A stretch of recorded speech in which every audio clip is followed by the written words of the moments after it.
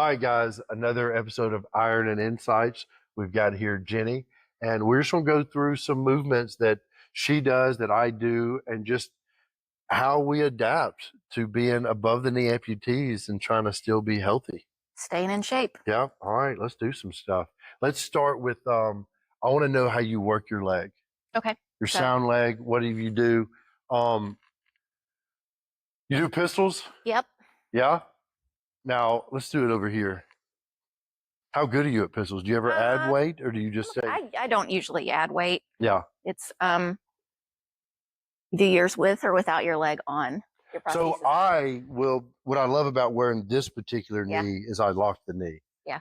So then I leave it on. Hold it out to the side. Yeah. Well, one fun thing. And mine doesn't come on and off as quickly and easily as yours does. I mean, so you can hold the leg and go down. Okay.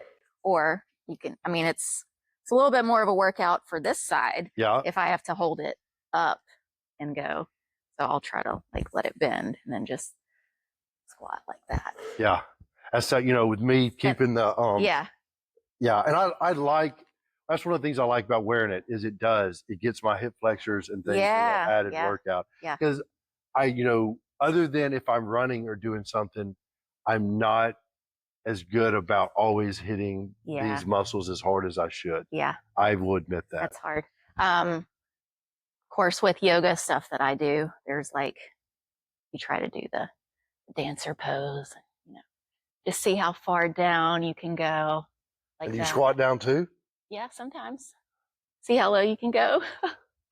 And it's hard to hold it up out of the way. Yeah. But that's a good one. Or just get down low and hold it there for a while. Do you use your knee? Do you have the setting so you can lock the knee?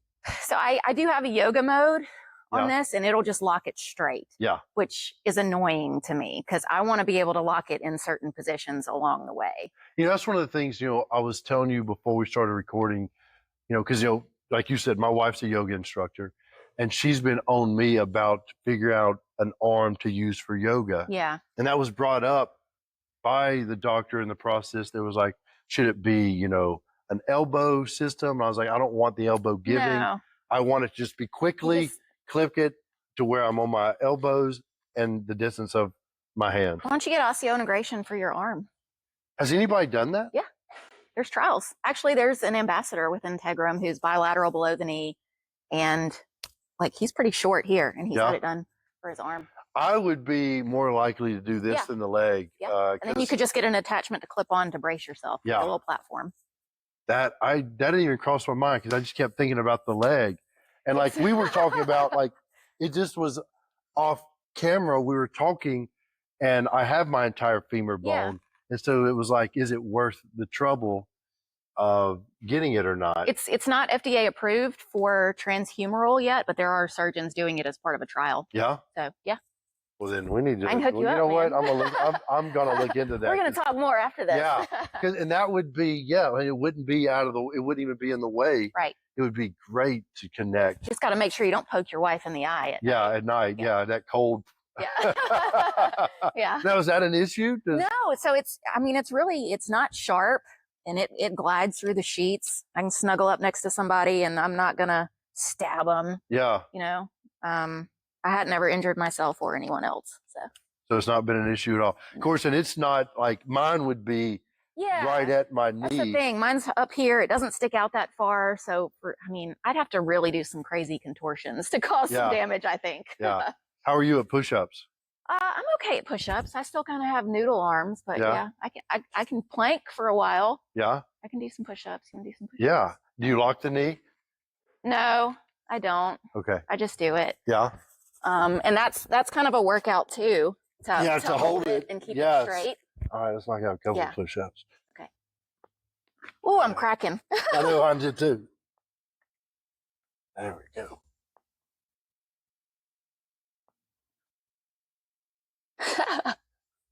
Making me look bad. That was my goal. Keep your head up. If you look your head forward, your chest will go lower. Go again. There you go. Okay. Yeah. See, when you that's one of my pet peeves in push-ups. People will look down and their head will go down. Here, let me do their sissy body. push-ups. Yeah, but look forward. Look forward. Okay. There you go. You feel it more? You feel like Yeah. you're going lower? Yeah. Yeah. I mean, I said, everyone does it. Yeah. They look down and their head will go more than their body will. Yeah. You stand up. You don't have to keep doing it. So you cycle, Yep. you get on a bike. Now, have you ever thought about do you ride a bicycle? I have an adult tricycle. Yeah. A little bell and a basket on the back. Yeah, so you're not out there you're just out riding? Yeah. Just for fun. You live in an area that it's just easy to ride? There's sidewalks Yeah. and stuff. I mean, it's not a crazy busy neighborhood. So. You ride to the grocery store, throw stuff in your bag? Your basket? I probably could. Man, I'd get some crazy looks. I'll have to get somebody to film me if I ever try to do now, that. a regular one or not one of the ones that are low to the ground, set back, that people are doing serious? No, it's like the regular seat. It's just like a beach cruiser. Yeah, I was about to say, like you're just at the beach. That's when you said it, I was like, oh, I can picture that in Seaside. Yeah, 30A. Down there. Yeah. I mean, it's like seafoam green too, so it's truly like the beach cruiser. Yeah.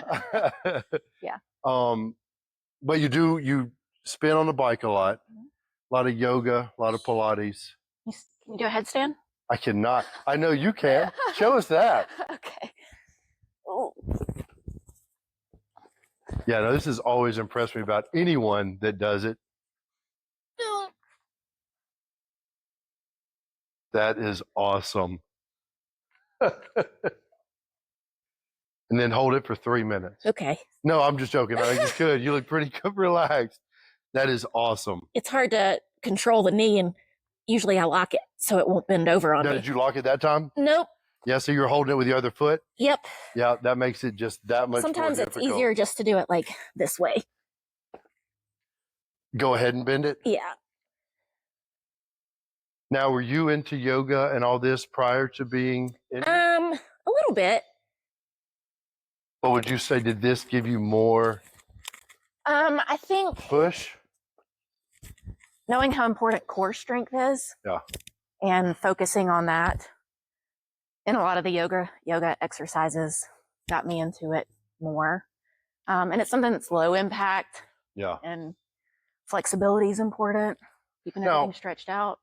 I'm asking this because I don't know the answer. I don't know if it even plays into the topic, but you were a senior in college when this happened, right? When I met Joe, no. So okay. I was actually. You graduated. What'd you go to school for? Communication studies. Okay. I talk every day. Yeah. So it worked. So it did. It played in perfectly. Yeah. Because you probably do give speeches a lot. I do. Yeah. Do you have a website? Do you have I Instagram? don't know. Just Instagram. I mean, I have TikTok, Facebook, all the things, but Instagram's usually the place. You know, and it works out great. Like I get a lot of requests.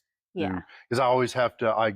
I check my request box all the time. I do too. I try to do it daily because of course you get the creeps and the nasty photos in there, but like I will get legit questions in the hidden messages or whatever. So yeah, I try to go through those. All right, because we're definitely going to share. I want to share your social media, your TikTok, your Instagram, for people to find you, because you're another great voice that is out there that's going to. I want people to know about options. Yeah, and I tell you, and I've talked about it with other guests on the show, nothing, and I'm sure you're going to agree with it, nothing feels better than when you've helped someone else. Yeah, it's healing. It is. It is. So, and it makes it feel like there was a reason. Yeah. You know what I mean? Yep. That all the suffering, that there is something good that's come out of it. Right. Yeah. Fully agree. Yeah, that's awesome. All right, so we took a moment, and you went and you said you have your weight bearing. So this is what you're talking about, a stubby, because it's not the entire leg. Correct. So when you're first healing from surgery, after osseointegration, they don't want you to attach a full leg because you'll be tempted to put it on and just go. And you really have to build up your weight bearing tolerance for the bone and the muscles. So they give you this little short guy. It comes with a different connector, but I've been at this long enough that I had some extras of my new connector. So. Do you mind me showing? No, not at all. So I just slide it on. And then it's for weight bearing. So when I started, I had a scale at home To keep track of that how I much would weight you're putting on there. lean over a little bit. I had a chair on either side that I'd hold on to and just barely put weight through it. So I started out just hardly touching it, putting 5 pounds of weight through it. And I had to get to 80 pounds before they'd let me attach the full prosthesis. And now I can put full weight on it. But this can be used for other things now, for physical therapy. I use this as my rock climbing leg because the knee doesn't really help propel me up. And I can brace against the wall with this and just get a better grip on things as I'm climbing. Can use bands with it. So especially working on the adductors on this side, just moving out to the side here. My physical therapist made it real challenging for me, and she had me do side planks with it. There you go. I'd be here and doing this and trying to squeeze my butt and squeeze my abs and everything else. Real good challenge. And you can get, of course, sturdier bands than this. You can attach a band somewhere else, have a buddy hold it, and then work on the adductors here. I actually had a Thigh Master, if anybody's old enough to remember a Thigh Master from Suzanne Summers. She sent me one personally. Did she? Yeah, I got to work with her. She was helps. amazing. It helps. It really does. Well, when I asked her to send me one, I'd send her a picture of her and I to get signed. Yeah. And I wanted the Thigh Master, but I didn't specify. I wanted her to sign it. I didn't just want one. I wanted it one. signed. Yeah. So another thing you can do is attach a band to anything and just work on strength this way. Or you can attach free weights at the bottom of this. But bands are the most versatile and easiest to really start building up all of those muscles in the hip and the glutes. I've had so many surgeries now. They've taken part of my glute on the right side. So I'm never going to have a full booty. Well, that was going to be my question. Well, even me, I haven't had any muscle removed, but there's a huge difference between my right cheek. And I do a lot of pistols, a lot of squats. My right cheek is so much bigger than the left. And it's more of just a personal thing, but I hate it. Oh, I tell people I'm half-ass in life. So. And I notice if I sit for a long time, do you feel like, your left cheek is doing most of the work and sitting up higher? I felt like that when I had a socket. Yeah. Oh, but okay. I'm not sitting on a socket anymore. Okay. So it's, I tell you, sitting on a toilet for the first time without the socket was pretty incredible. Yeah. Leg on, but no socket. That's so awesome. It's the little things. It's the little things that you don't think about. Yeah. But it's huge. I've cracked a toilet from sitting, my personal toilet from sitting down so many times. That socket hit in the same spot every time. Yep. Yeah. Yep. Who knew? Lose a leg, destroy a toilet. Yeah. And bidets don't pick it up all the time. Oh, no. Oh, man. Yeah. I have to adjust and sit just right. That's tough. I have a lot of fun with this thing, too. When I do headstands, people can stack stuff on it and see how far they can go. See if I can be still enough to not knock it over. So that's fun. So, obviously, these are things that, we should be encouraging other amputees to really work on is that our left, or not our left, or but sound every side. Yes. Sound side, amputated side. Yep. Because it's all important. It's all doing work and it's easy to neglect them. And I know it can be a visual thing too. Like if you're going to a gym, you don't want to take off your leg in front of everyone and do some of those exercises. But a lot of the strengthening exercises I do for this side are easier without my full prosthesis on. When I first started out, I was only doing stuff at home because I didn't want to be in front of a whole bunch of people in that vulnerable. You feel so vulnerable. Oh yeah, the first gym I joined after being injured was a 24-hour gym, just so I could go in the middle of the night when nobody was there. Yeah. Yeah. It's a tough thing to overcome. Now I really don't care. But it is. That's a step that it takes a long time for some people to reach. Yeah. Like I can be on a long flight and want to take my leg off, and it'll drive my wife crazy that I just don't take it off. Yeah. It all depends on how close I'm sitting to other people. Yeah. I don't, you know what I mean? Like, but there has been long flights. I'm like, he's coming off. Oh, and I'll do that now too. Just to really like sit Indian style and get comfortable in my seat and not have to worry about this piece that's attached. Well, and I'll tell you what, another advantage, it is so much easier. Yeah. Because mine, I have to undo, the liner that's at the top, unroll that, roll it off the other liner just to get comfortable. And then I just go off. That is amazing. And then back on. Another cool thing is you're probably subischial, so it's not all up in your groin. No. But mine was all up in my groin, ischial containment. So like even just sitting down, sometimes it would dig into me if I didn't sit properly. Properly, yeah. And now like I have complete range of motion. That's all. Can That's bend all one thing. If around. you're unfamiliar with being an amputee, the location of the amputation affects how much your socket. Because I have my entire femur bone, so like mine stops right here, my socket, so it doesn't affect any of that. Yeah, my socket was all the way up and just to pressing here. in. That's why, like I've told people, like if high enough amputation, you're not going to see them walking around a lot because it's just so much work. It's so uncomfortable. Yeah. Yeah, the energy expenditure too is just insane. Like, oh yeah, the higher you get, the more work that hip takes. yeah, Like I have at least 70% more energy than somebody Yes. with their natural legs. yes, and that can be a lot Yeah. Yeah. to do simple things, Yes. and that can push you back mentally. You can get Emotionally. discouraged because you're like, I just quickly. took 10 steps. Why am I already out of breath? Yeah, and Like- it was like I remember those days of it not taking much, and you're like, holy crap. All the rest of your muscles have to compensate for what's gone. Yeah. And so you just burn right through that energy so fast.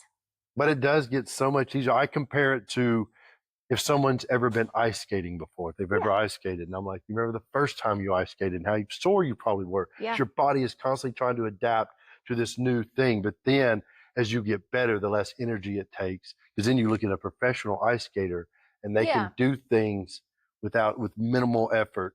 And it just takes time to get to that. Now, we are always going to be using more energy than the average person. Right. But that can be minimalized as time goes on. That's the right word. Yeah, right? that makes sense. We'll go with it. Minimized? Let's not question it. Okay. No, that is important though, and you have to stick with it. It can be so discouraging if you have a good day and you think you're doing really well and then you're so sore the next day. Oh yeah, or sore. Yeah. Anything that sets you back can really get in your head. I had to get to a point where I'd realize, okay, if I can't put my leg on and walk today, what can I do to not just be idle? Yes. For 2 to 3 days while things are getting better. Yes. The idle time will get into the mental part. So find something, whether that's doing sit-ups without your leg on, whether that's just doing a couple forearm curls. Any kind of movement is going to be better than nothing. Yes. So even if you can't use your device for a day or two, find something that you can still do so that you're not going too far backwards. And that's, same thing goes for able-bodied people. Like we all can have an injury happen and know that there's other things we can do while we're letting that heal. But it's so common to get discouraged, to sit down, eat worse. Oh, yeah. Not burning the calories, whatever it is, and just say, but it's all about that mindset of, okay, I'm in recovery phase. What can I do to continue on? Because it will pay off in the long run. Yeah, it will. It will pay off. It will. And I've enjoyed this, Jen. Yeah, me too. What were you going to say? No, I interrupted you. No, go ahead, finish. You were going to say something. I think I was going to say on the eating smart thing, like when you're in the bad mental space and you start eating bad, that's where I get messed up too. And I have to focus on protein all the time. Nothing helps me heal better than eating protein. And I want to resort towards cookies and my ice cream and my cinnamon toast crunch cereal and all the sugary things. But my body feels so much worse if all I'm eating is sugar. Yeah. And if I can keep myself in the protein block, then I feel like I recover and feel better so much quicker. Yeah. Comfort food isn't always comfort. No. I always regret it. Yeah. Always regret it. That night I will. Like I'll be laying in bed like, dang it. Yeah. I've made a huge mistake. Yeah. You'd mentioned earlier to me about weight bearing and how you'd even told it was your doctor. You're like, hey, I'm going to go do this with Noah. And he's like, oh, is he interested? And he said I'd have to lose the blade. Yeah. So osseointegration is a different animal from using a socket. With this, the prosthesis is attached directly to the skeletal system. It's anchored in my femur. So you really have to look at the energy transfer, how much force you're putting through it. You don't want to damage that bone. You don't want to damage the next joint. With a socket, there's so much more to absorb there. So high impact stuff isn't always recommended with osseointegration because we're still learning about the repeated forces, what that looks like over time, if it would cause the implant to loosen, if it would cause an injury. Now, I will say loading the bone directly over time does make it healthier. You increase bone density, bone mass by loading it directly. So my femur now is way stronger than it was before. but I'm still not going to go out and just like jump on it every single day and put it through the paces because I don't want to mess up my chances at walking. No. Probably no mud runs. I could crutch through it, but I'm not going to put those forces But on my now own we're plan. also in the beginning stages. We don't know. And then you'd also mention if someone like me had this, but then had something I wanted to do that would take weight bearing, is that possibility that a socket could be made to go over? So there are people who have had this implant who will then have a socket made with a relief built for the abutment to stick into. So if they wanted to attach a running blade, they're still absorbing the force within the socket and not putting the pressure on the implant or on the bone there. So it's still that makes sense to me, because even like with my residual limb being so long, I remember one time I went to my prosthetist and I was like, I want the socket to be super short. And he's like, that's not going to work. And we used an old socket and he was like, here, I'll cut it. You can try. And it was, if it's because of the way the socket holds, like when it was short, then it was just pressing into my femur bone. There was no support. So I could see where the socket is that added support for something when it comes to being more strenuous. Right. All right. Now, okay, just to clarify, from when you decided you were going to have this surgery done until you were capable of walking unassisted, what was that time frame? From the initial, first they put the anchor in. Yep. It's 4 months. Well, for you, it was 4 months later, they did the surgery. How many months after that? So all total, from the first surgery in October of 2021, it took me until like October, November of 22 before I was walking fully unassisted. So and I typically tell people, some people are faster, some people are slower, but if you can dedicate a year of your life to surgeries, rehab, getting back up and going, then you have the rest of your life to enjoy it. So for me, it was an investment. Give it a year, and then you have the rest of your life to walk pain-free, hassle-free. Yeah, Amazing. no, I definitely see the importance of it. Especially with you, your higher residual, the socket, really everything like this opened up a new world to you. Yeah, totally. I got my life back. Yeah. I mean, I'm doing things with my hands now. When I first started walking, and I'm used to using crutches. I'm like, what do I do with my hands? They're free now. I don't know what to do. Yeah, that's awesome. This was great. Yeah. I really enjoyed this. Thanks for coming out and doing both the interview and doing this. I've started this whole new thing where I want to have amazing people that have gone through stuff you've gone through, and then how you've gotten through it and what you're doing day to day to get through. And it means a lot that you came on. Well, it means a lot to have people who value that and to have people who have been through similar things. I'm not a huge support group kind of girl, but I think finding the right community and people who have had similar experiences is huge as part of my recovery as well. The community is necessary. You got to find your community. Yes, you do. Yeah. Awesome. Thanks for coming on. Cool. Thanks.